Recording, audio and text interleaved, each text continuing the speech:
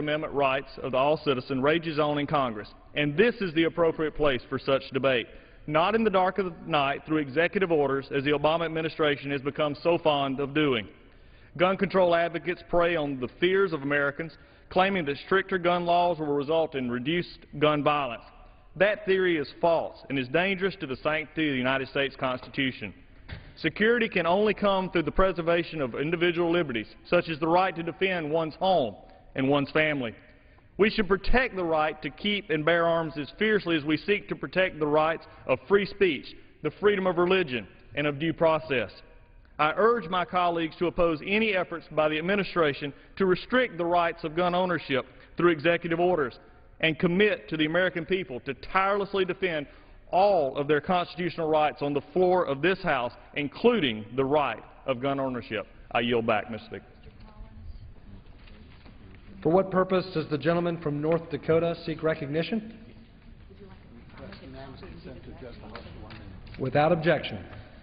Thank you, Mr. Speaker. Mr. Speaker, I rise today to congratulate the North Dakota State University Bison and head coach Craig Bohl on winning another FCS National Championship on January 5th of this year in Frisco, Texas. NDSU is well known as a student-focused land-grant research university with more than 14,000 students offering over 100 majors, covering everything from architecture, pharmacy, food science and engineering, to business, biotechnology, music, and interior design.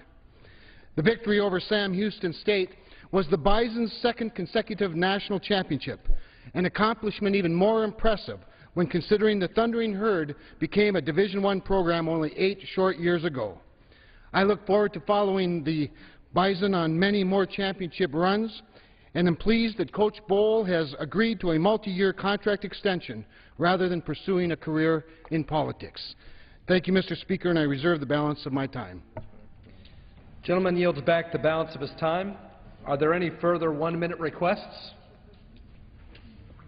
There are none. Under the Speaker's announced policy of January 3rd, 2013, the gentlelady from Ohio, Ms. Fudge, is recognized for 60 minutes as the designee of the Minority Leader. Thank you, Mr. Speaker. Mr. Speaker, I ask unanimous consent that all members have 5 legislative days to revise and extend their remarks on the subject of this special order. Without objection. Thank you very much, Mr. Speaker. The Congressional Black Caucus, better known as the CBC, is proud to anchor this hour. My name is Marcia Fudge, and I represent the 11th Congressional District of Ohio, and I'm currently the chair of the Congressional Black Caucus. CBC members stand firm as the voice of the people and as the conscience of the Congress. We are dedicated to providing focused services to the citizens who elected us to this office. Tonight, the CBC will focus its attention on the culture of violence. With no end in sight, the culture of violence continues to permeate and define our society, Mr. Speaker. We cannot hide from it. It is everywhere we go. Merriam-Webster defines an epidemic as something affecting or tending to affect a disproportionately large number of individuals within a population, community, or region at the same time. It is clear the culture of violence is an American epidemic. It is time for us to face the music. We are complicit in the violence that takes place in our nation if we fail to strengthen our gun laws, if we fail to invest more resources into our mental health services and address the issues of bullying. We must take a meaningful and immediate action to eradicate the culture of violence in our country. Mr. Speaker, this evening I am joined by a number of members of the Congressional Black Caucus, and I would now yield to my friend from Chicago, Mr. Danny Davis. Thank you very much, Mr. Speaker. I thank the chairman of the Congressional Black Caucus for not only anchoring this hour, but also provide an opportunity for the rest of us. I had decided to develop a statement, but then I had 16 young students visit me this afternoon from Oak Park, Illinois, and they presented to me their statement. Their statement was so similar to my statement that I told them that their statement was better than mine, and I would use it. So I'm going to read it as they presented it to me.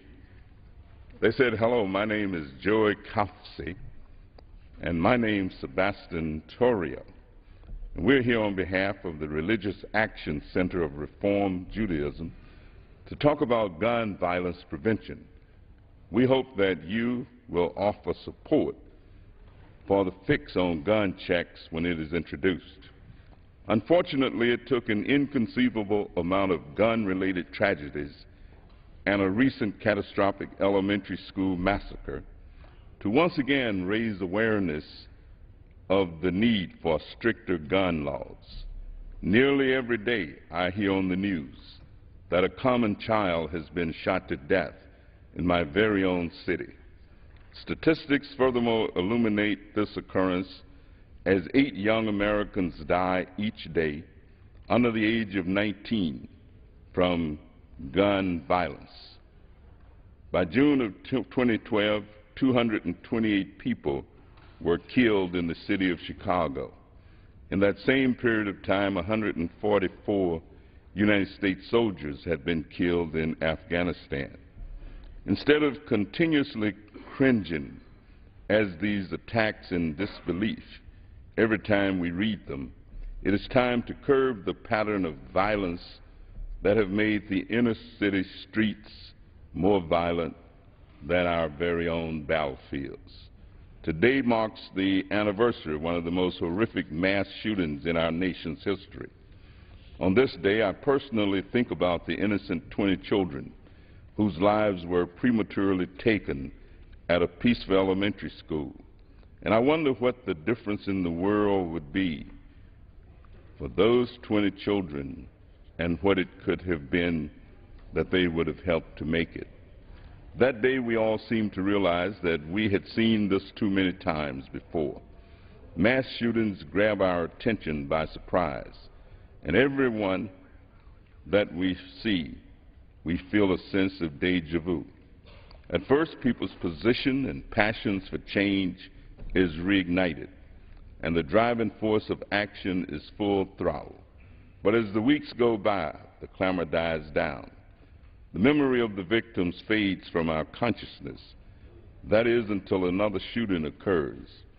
I and the people of this country have grieved over too many caskets. It is time to match our words with actions. In the Talmud, a collection of Jewish laws and lessons, we are taught that he who takes one life, it is as though he has destroyed a universe. And he who saves a life, it is as though he has saved the universe. As Jewish people, coming from a Jewish school and a Jewish synagogue, this question and quotation resonates strongly with us. It tells me that it is not only to save lives in immediate danger, but to prevent the loss of life in general. It has become clear to many of us, and for some, it has been clear for quite some time, that an effective way to prevent death in our country and in essence save a universe is to enact a policy that would stem the flow of gun violence. Gun violence in our country takes 22 times the amount of lives that it does in the other 25 wealthiest nations combined. It is clear that in our nation, guns are a major problem. We are told to save lives, and we can do that. So I would urge every American to know that lives saved is like saving a universe. I thank you, Mr. Speaker. I thank you, Madam Chairman, and yield back the balance of my time. I thank my friend from Illinois for those words and for bringing us the words of young people who are affected by this violence every day. Mr. Speaker, we are joined by former chair of the CBC, Representative Barbara Lee, the gentlelady from California.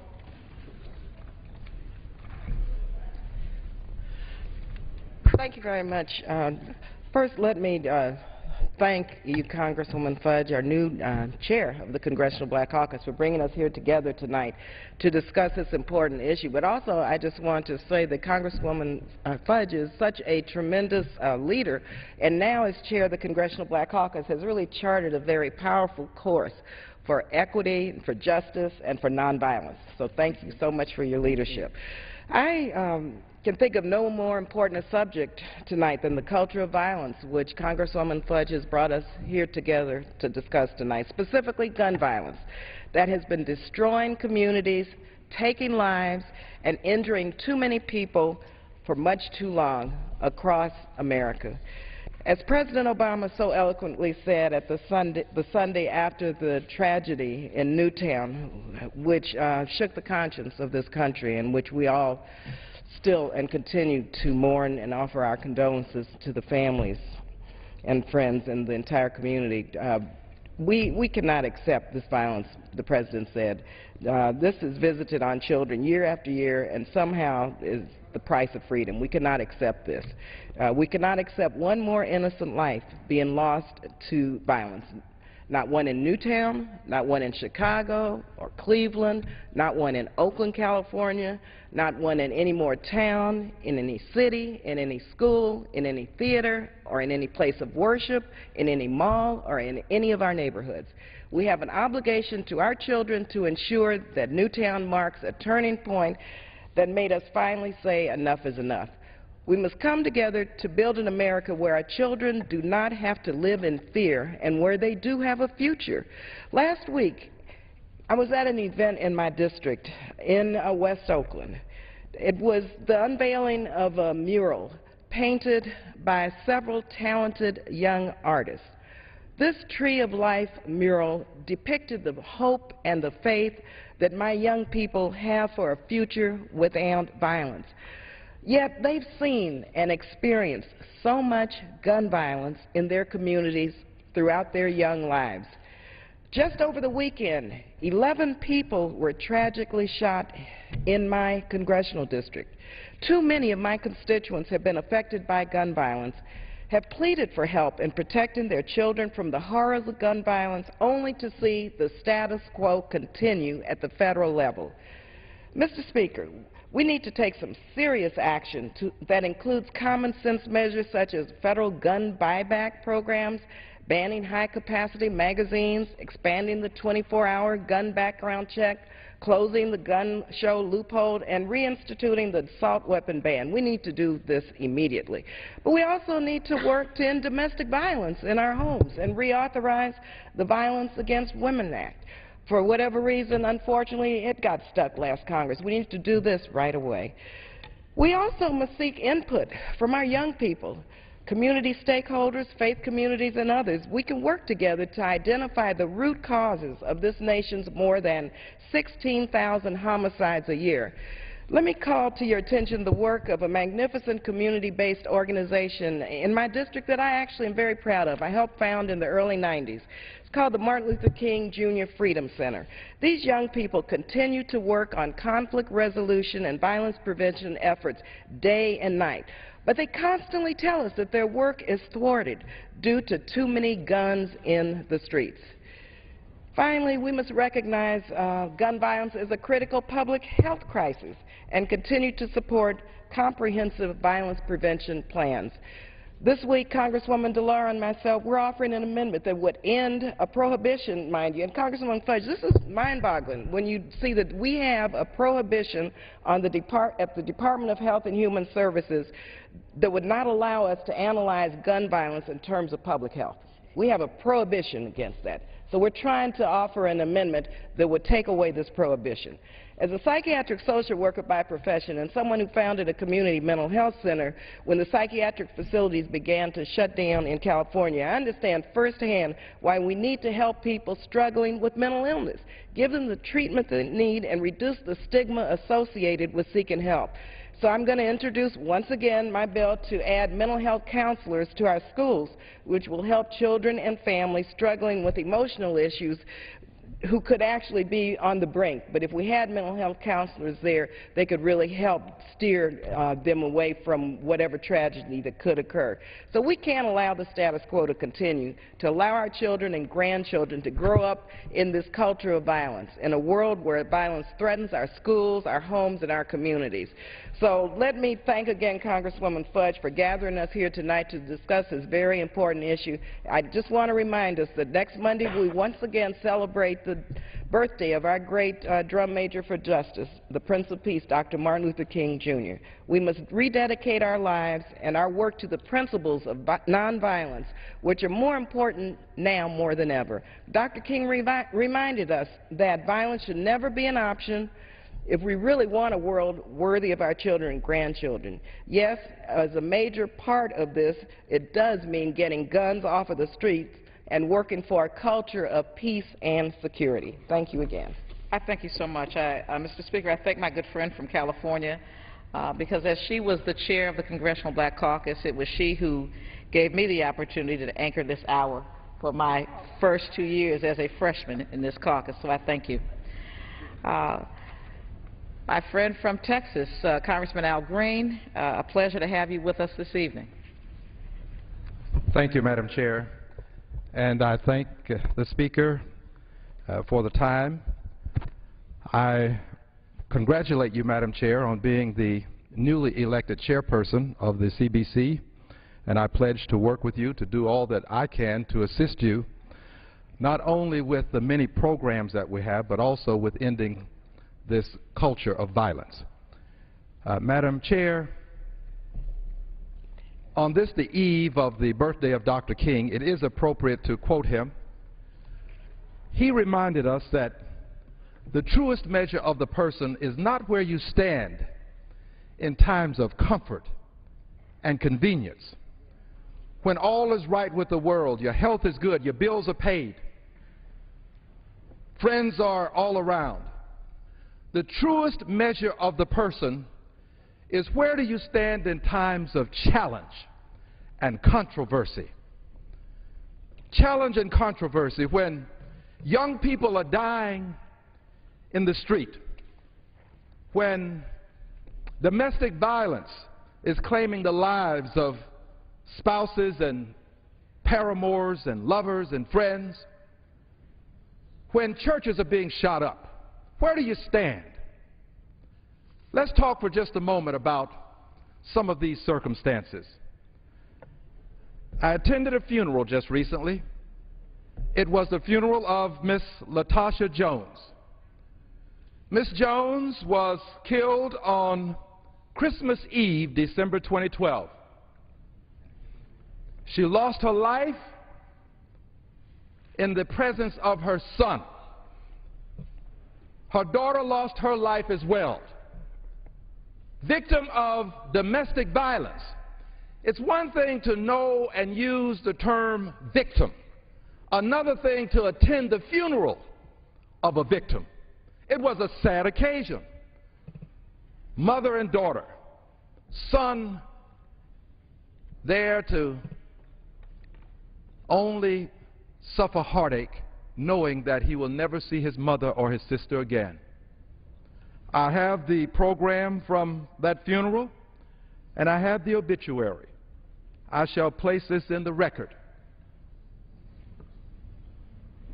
Gang violence.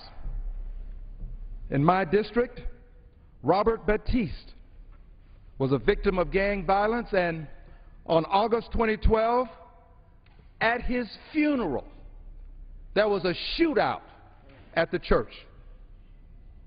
Where do you stand when you have gang violence and domestic violence? Joshua Woods, 22 years of age, went out to buy a new pair of sneakers, December 2012. On the way home, accosted, lost his life, shot, died over sneakers. I had the opportunity to speak to his mother just recently. It was a heart-breaking conversation for a mother to explain how her son worked hard, and this was something that he had worked hard for. He was a good kid. His mother loved him. When the natural order of things is circumvented, it's very difficult to reconcile. And then I would call to your attention Ryan Spikes, killed in a drive-by shooting at a spring break party.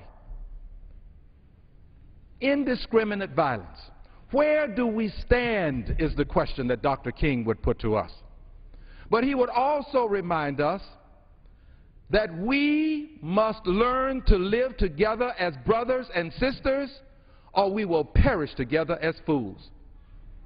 And the notion of a gun for a gun is not the solution.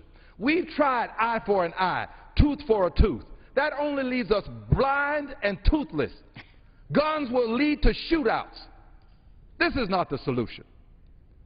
We must do more, not only to rid society of these weapons of war, but also to help our children learn that they can live together as brothers and sisters.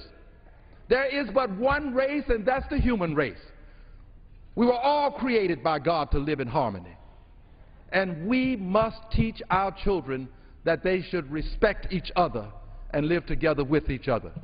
This is not an easy task. There will be no silver bullet. There will be no easy solution. But we have to do all that we can. When you can't do enough, you have a duty to do all that you can. I pledge to do all that I can to work with you, Madam Chair, to make sure that we end domestic violence, gang violence, indiscriminate violence, and that we don't resort to a gun for a gun, which is a nouveau version of an eye for an eye. I yield back the balance of my time. I thank my friend. Thank you so very much. I now yield to the Vice Chair of the Congressional Black Caucus and my good friend from New York, Representative Yvette Clarke.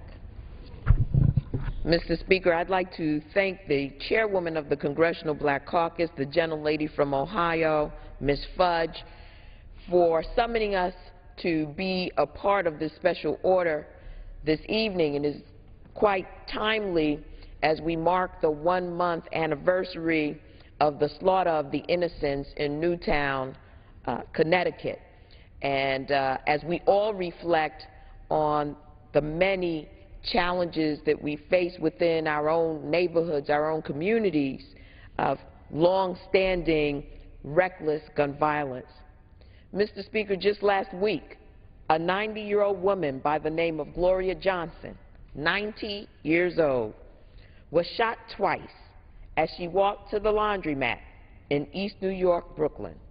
She lived 90 years to be gunned down in Brooklyn, New York.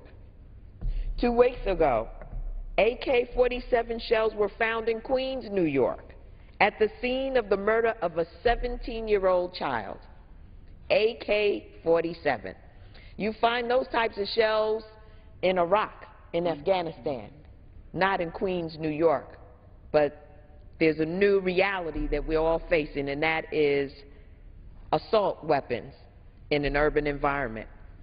And this summer, a young 13-year-old boy named Ronald Wallace III was shot in the back by a barrage of gunfire in the streets of Brownsville, Brooklyn, within my own district.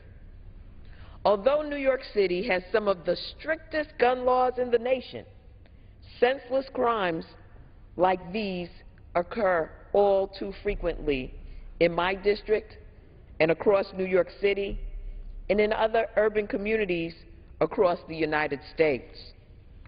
In 2012, the New York City Police Department reported 226 incidents of handgun violence in Brooklyn, New York alone. Illegal gun trafficking and gaping holes in federal background check requirements are to blame for many of these incidents. 85% of the guns used in crimes in New York City are first purchased in states like Virginia and Georgia that do not extend the background check to purchase limitation requirements for private sellers.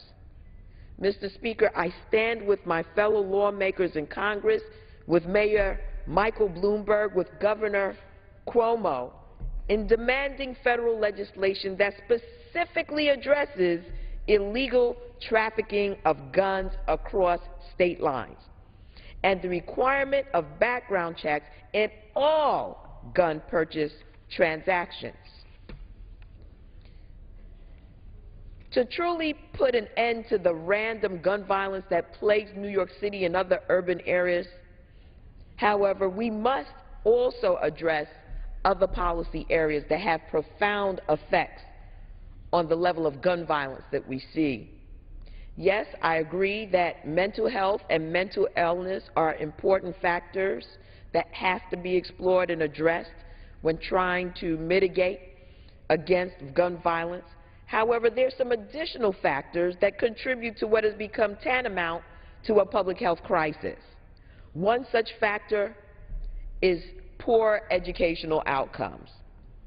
According to the American Economic Review, 1-year increase in the average years of education completed reduces violent crime by nearly 30%.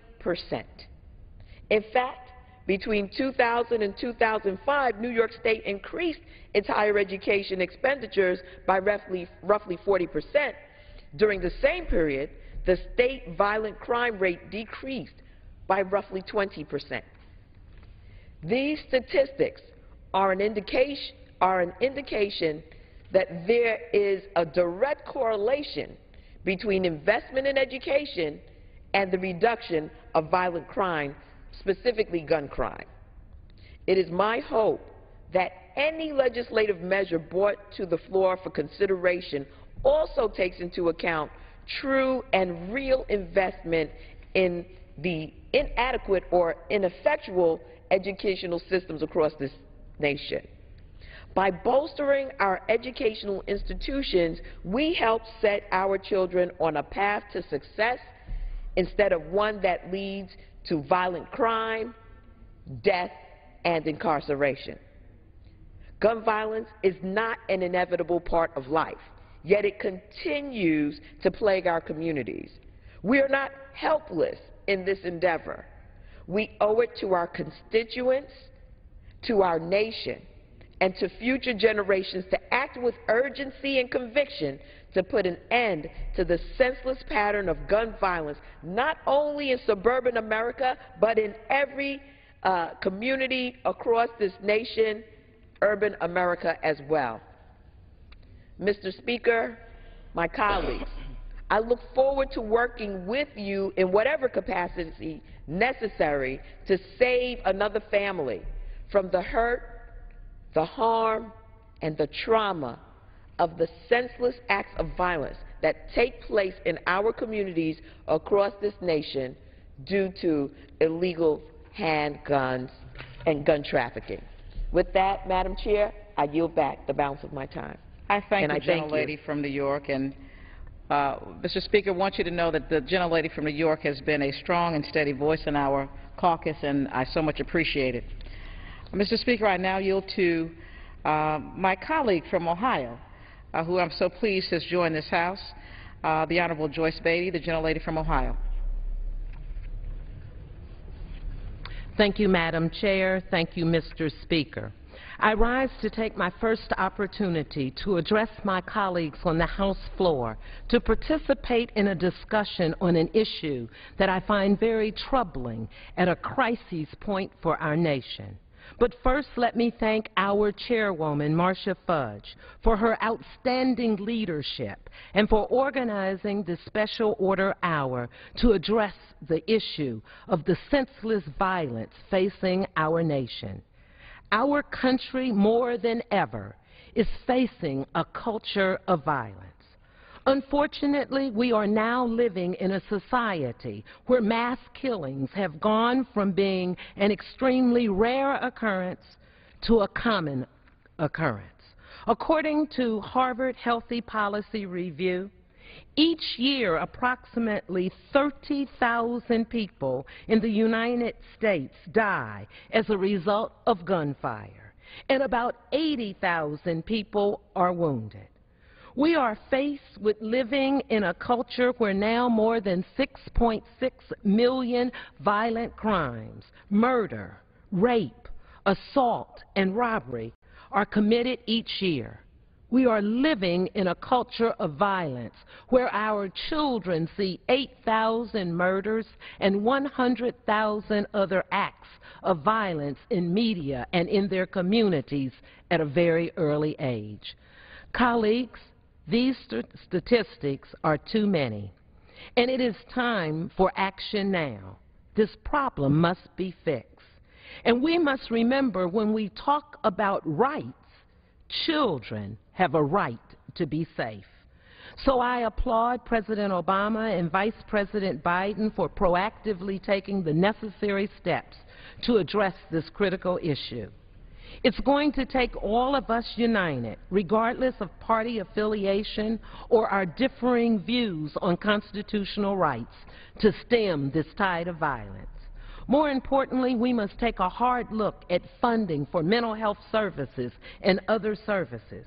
We must look at syncing technology to ensure proper and tighter access to firearms. We must place adequate controls on ammunition. Bottom line, we must protect our schools, our communities. Children and families must be safe. I respectfully ask my colleagues to make this issue of violence a priority and to support our nation's leadership as they work through resolving this challenge, which should not be difficult if we compromise and keep focusing on saving lives. Madam Chair, I pledge to support you and to support all my other colleagues with the Congressional Black Caucus to make a difficult task safe and to protect the lives of our children and families from gunfire and a culture of violence. I thank you for my time, and I yield back. I so much thank the gentlelady from Ohio for participating. We certainly know how difficult this is going to be as we move forward, but I am pleased. Thank you so much. I now yield to the gentleman from New Jersey who has joined our caucus, and we are so pleased to have him, the Honorable Representative Donald Payne, Jr. Thank you. Mr. Speaker, let me first begin by thanking my good friend and colleague, my chairwoman, Congresswoman Marcia Fudge, from the state of Ohio, for anchoring this evening's special order on the culture of violence. Coming together to address gun violence and bullying in America is long overdue. There must be something extraordinarily done to truly curb these atrocities from occurring in our communities. Too many innocent men, women, and children have died because of the ease of access to illegal firearms. 15 of 25 of the worst mass shootings in our history have occurred in America in the last 50 years. Harvard Injury Control Research Center studies indicate that in homes, cities, states, and regions in the U.S. where there are guns, both men and women are at a higher risk for homicide, particularly from firearms. These statistics are tragic. We must do something, and we must do something now. On the issue of bullying, bullying is also a major concern in our nation. Who will we be able to tell what will become of the next generation if statistics continue to rise with each national report on bullying? I am very sensitive to this issue because I have 3 young children at home, and I perish the thought that they would be subjected to such actions. We are losing our next generation of poets, musicians, doctors, lawyers, scientists, and athletes to senseless gun violence and aggressive bullying. 1 out of every 4 teenagers is bullied and furthermore deterred from their academic potential. 282,000 students are physically bullied in secondary school each month. Each month. 1 out of 10 children drop out of school because of bullying. We must take measures to protect our nation's future generations. from the mass murder at the movie theater in Colorado, to Sandy Hook Elementary School in Connecticut, to the schoolyard killings at Mount Vernon Elementary School in Newark, New Jersey. 4 youngsters with their whole futures ahead of them were violently murdered by a gang behind a school. I have seen what damage guns can do in the wrong hands. Let us be steadfast in making sure that events like these never happen again. Gun violence and bullying in America are not just problems. They are a national health issue. What are the solutions? Well, federal action is yielding some progress. The Brady Law of 1994 has blocked the sale of firearms to over 1.6 million felons, fugitives, and other individuals. Still, more is needed. Proactive approaches include renewing the assault weapons ban, closing the gun show loophole, and mandating installation of trigger locks and eliminating influxes of cheaply made weapons. This does not infringe on anyone's right to bear arms in this nation, but we have to do things that make common sense. You know, there are guns that have been outlawed in this nation's history. You cannot get a submachine gun. You cannot get a sawed-off shotgun. Why shouldn't assault weapons be added to that group? Also, gun buyback programs in my district and my state have removed hundreds of guns from the streets, and I am considering offering legislation to bring these programs to scale on the federal level to help stem the tide of violence. These measures would undoubtedly save lives. Enough is enough. It is time to take action. Thank you, Madam Chairwoman, and Mr. Speaker, I yield back the balance of my time. Thank you so much. I thank the gentleman, and I certainly am pleased to know how supportive you are of efforts to make this a safer country for our young people. Mr. Speaker, each year in its Uniform Crime Report, the FBI compiles a list of the cities with the most murders per capita. According to the most recent report, which uses data from 2011, there were over 3,300 murders that occurred in just 15 cities. There were 515 murders in New York City in 2011, 431 in Chicago, Illinois, 344 in Detroit, Michigan, 324 in Philadelphia, Pennsylvania, 297 in Los Angeles, California, 200 in New Orleans, Louisiana, 198 in Houston, Texas, 196 in Baltimore, Maryland, 133 in Dallas, Texas, 117 in Memphis, Tennessee, 116 in Phoenix, Arizona, 113 in St. Louis, Missouri, 108 in Washington, D.C., 108 in Kansas City, Missouri, and 104 in Oakland, California. Now, some people may think that violence is only prevalent in urban America, but that is just not true. Recent mass murders have occurred in places like Tucson, Arizona, Aurora, Colorado, Oak Creek, Wisconsin, and Newtown, Connecticut. Violence is truly all around us. It is at our movie theaters, our shopping centers, colleges, places of worship, and even our elementary schools. During the Sandy Hook Elementary tragedy in Newtown, Connecticut, a gunman took the lives of 26 people, including 20 children as young as the age of 5. The victims of this heinous crime were killed at a place where we all consider to be safe. Since 1982, there have been more than 60 mass murders carried out with firearms across this country. We have had 19 mass shootings in the last 5 years alone. That is a rate of more than 1 every 4 months. The uptick in these types of crimes should be enough to push our nation forward on reassessing our gun laws. Unfortunately, our country appears to be at a standstill. Each year, 30,000 Americans lose their lives as a result of gunfire, and about 80,000 Americans were wounded in that same period of time. The number of gun crimes continues to be high, and yet we as a nation are hesitant to take immediate action to address this issue. 33 Americans are murdered with guns every single day. Our nation has the distinction of having the highest rate of firearm violence in the world. Proponents of gun rights say that there is an absolute right to bear arms. Mr. Speaker, I disagree. All rights are subject to reasonable restrictions. One can support the Second Amendment while also advocating for policies that keep guns out of the hands of criminals and other dangerous people.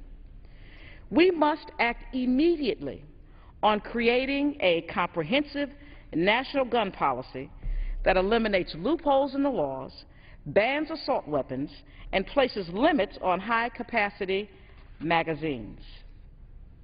Under current federal law, background checks are only required for gun sales at licensed dealers.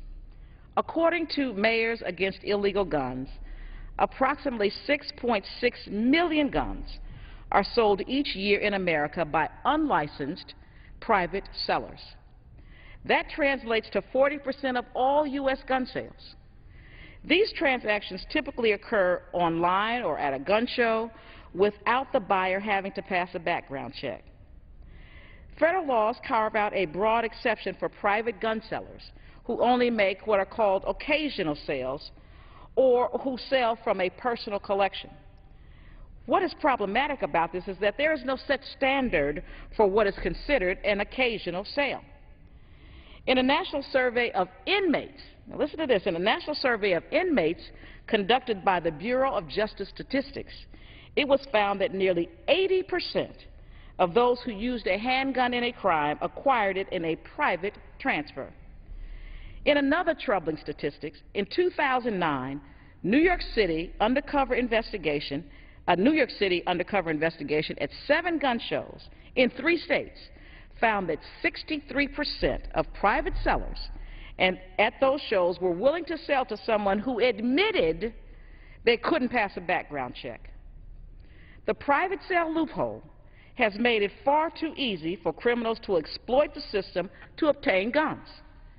For example, in October 2012, Radcliffe Houghton was able to purchase a gun from a private seller even though he was federally prohibited from doing so.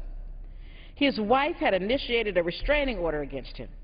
He used the gun that he purchased online to go to a spa where his wife worked. He killed her and 2 other people and injured 4 other people before killing himself. Requiring uniform criminal background checks for every gun sale is something that has garnered broad support. A 2012 survey by Republican pollster Frank Luntz revealed that 82% of gun owners, including 74% of National Rifle Association members, support requiring criminal background checks for potential gun owners. This is a prime example of a sensible gun regulation that should be implemented, and now. Failing to fully enforce current laws can be just as bad as not having any laws at all, Mr. Speaker. Since its creation in 1999, the National Instant Criminal Background Check System, better known as NICS, has prevented more than 1.7 million permit applications and gun sales to felons. The seriously mental ill and drug abusers have also been stopped in some instances. But despite its success, NICS has a number of gaps and limitations that still enable firearms to be sold to dangerous people. Many prohibited purchasers are able to get their hands on guns because NICS is missing millions of relevant records due to lax reporting by state and federal agencies. 23 states and the District of Columbia have submitted fewer than 100 mental health records to NICS. It's 100. 17 states have submitted fewer than 10 mental health records, and 4 states have not submitted any mental records at all. State substance abuse records have also been significantly underreported. 44 states have submitted fewer than 10 records to the federal database, and 33 states have not submitted any records at all. Federal agencies have also dragged their feet in fulfilling their reporting responsibilities. Despite being required to do so, many federal agencies have shared very few mental health records. Only 9 of the 60 federal agencies listed in relevant FBI data have submitted any mental health records. Incomplete records have allowed dangerous killers to purchase guns. In 2007, Sung-Hee Cho shot and killed 32 people at Virginia Tech before taking his own life. Cho had been found mentally ill by a judge, and as a result, he should have been prohibited from buying a gun. He was able to slip through the cracks and pass a background check at a licensed gun dealer because his mental records were never submitted to NICS. It is clear that our background check system is broken and needs to be fixed. The prevalence of assault weapons is another issue that raises great concern for me. These military-style weapons with high-capacity magazines tend to be the weapon of choice in mass shootings and police murders. These kinds of weapons have been used to inflict the greatest amount of pain in the shortest amount of time. In a study of high-profile shootings over the past 4 years, Mayors Against Illegal Guns have found that at least a third of those shootings involved assault weapons and/or high-capacity magazines. They were used in Newtown, Connecticut on December 14, 2012, to kill 26 people. In Oak Creek, Wisconsin on August 5th to kill 6 people and wound 3 others. In Aurora, Colorado on July 20th, 2012 to kill 12 people and injure 58 others.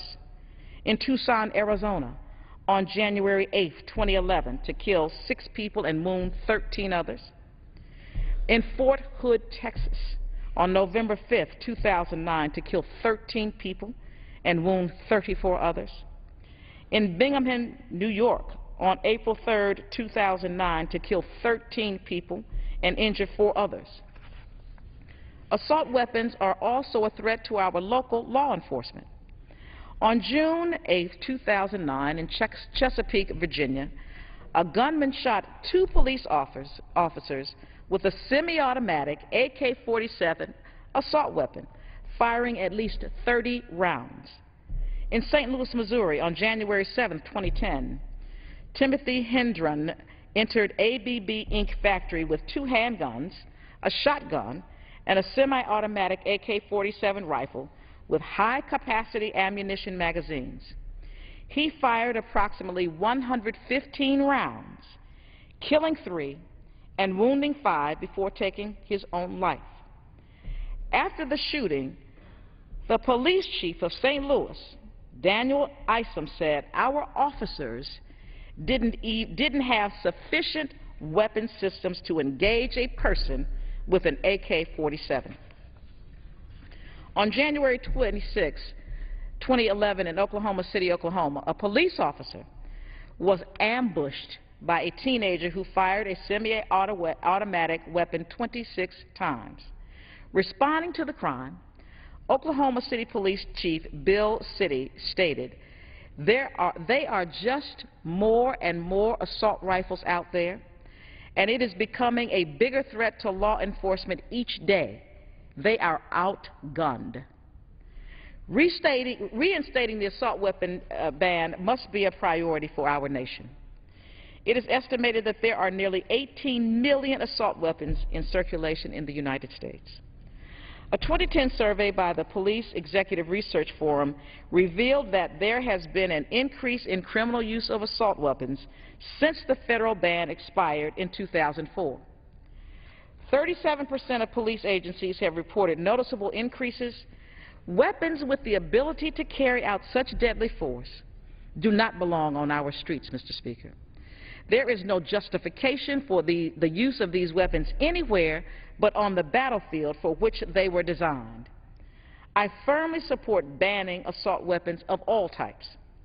A ban on assault weapons and high-capacity magazines has been endorsed by several organizations, including Mayors Against Illegal Guns, the International Association of Chiefs of Police, Major Cities Chiefs Association, the National Association of Women Law Enforcement Executives, the National Organization of Black Law Enforcement Executives, the Police Executive Research Forum, the Police Foundation, and International Association of Campus Law Enforcement Administrators.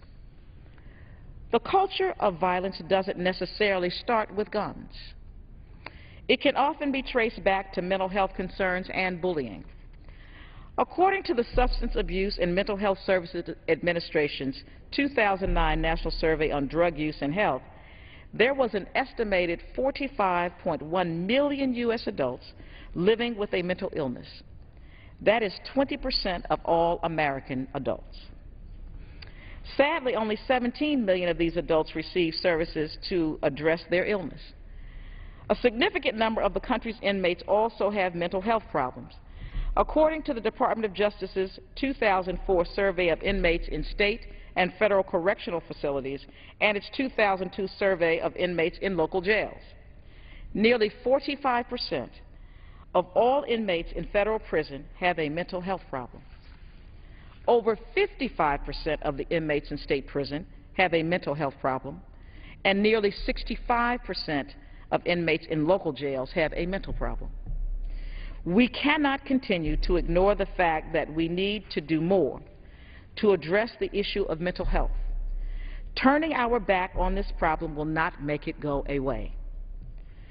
The issue of bullying has become rampant in our society. Too many of our children are being bullied during and after school and on the internet. According to Stomp Out Bullying, it is estimated that 1 out of 4 teens is bullied during their lifetimes.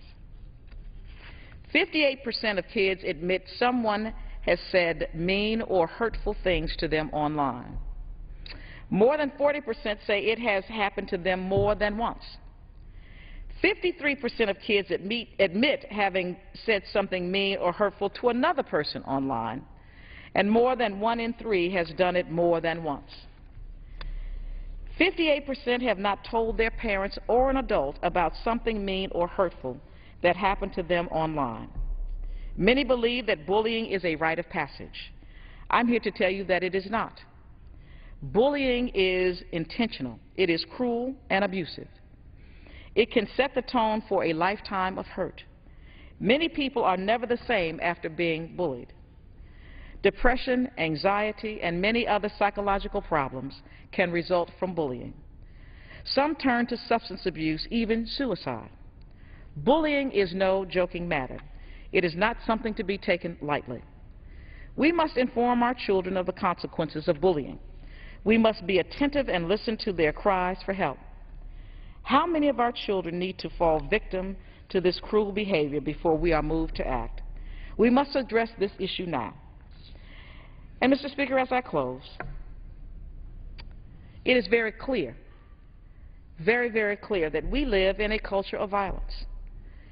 The culture of violence has ravaged our communities, taking the lives of innocent Americans, ripping apart American families, and destroying families along the way. We must act now because our nation is depending on us. Anyone who believes that it is okay to use a gun in an open theater is not really thinking very rationally. Someone who believes that you can put a police officer at every single entrance into a school is really not thinking very rationally. We have to do something, no matter what our personal beliefs are. We are all here to work for the American public, not ourselves. We may have a personal opinion as to what should be done about guns, but the people of America are speaking, and we need to listen to them. I yield back, Mr. Speaker. Gentlelady yields back.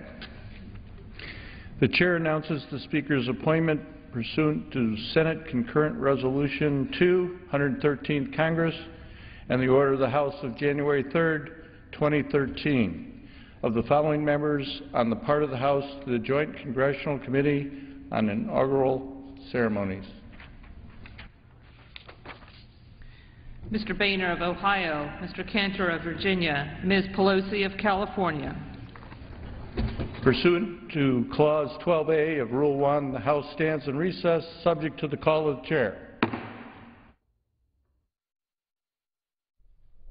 Finishing up work for the day, the House passed a disaster relief bill that would limit the Federal Emergency Management Agency's environmental review process, change how FEMA awards local rebuilding grants, and it would allow FEMA to repair a family's home if the cost is less than leasing a trailer for that family.